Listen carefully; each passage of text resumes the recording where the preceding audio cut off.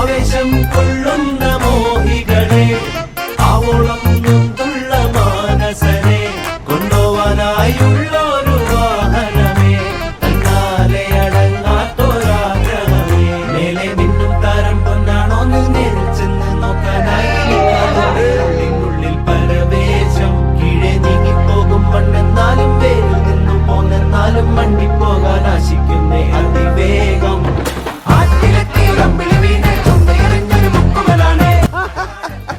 ഇതങ്ങനെ കുറെ ആൾക്കാര് നീലത്താർപ്പയും കസേരയും കാണുമ്പോ കുറ്റിയും പറിച്ചു പോകുന്നുള്ളൂ. ഇഡ്ഡലിയും സാമ്പാറും കേട്ടാ ഇവനൊക്കെ നാണമുണ്ടോ? ഇത് കടം മേടിച്ച് വെച്ചതാണ്. ഇവർക്ക് വേണ്ട ധാരണ വേണ്ടേ? എന്താ പാഠം? വേൾഡിൽ ഇതുപോലത്തെ ഒറ്റ പീസുള്ളൂ. ഇതുകൂടി തീർന്ന വംശനാശം.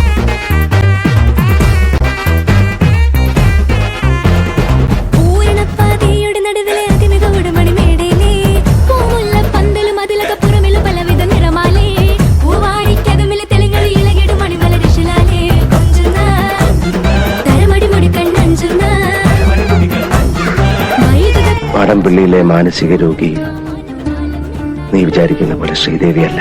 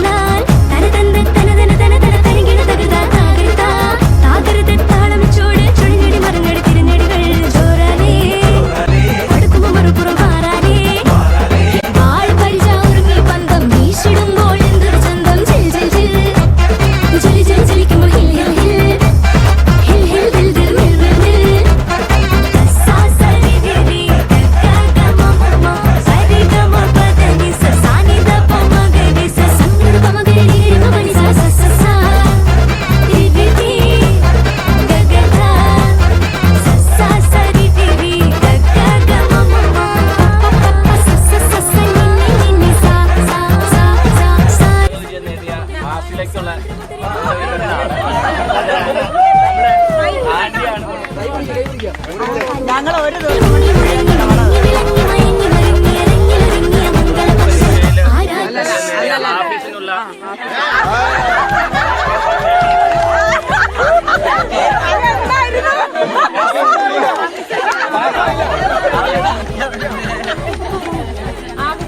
കഴിഞ്ഞ വർഷം 10ാം ക്ലാസ് പാസ്സായ നമ്മുടെ ദൂട് മോൻ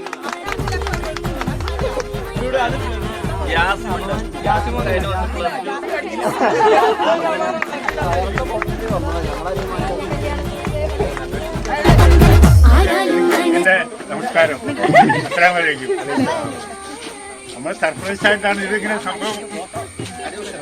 നിങ്ങളൊക്കെ അടിപൊളിയായിട്ട് വന്നു. ഇവരിങ്ങനെ സംഭവം നമ്മളാരും അറിഞ്ഞില്ല.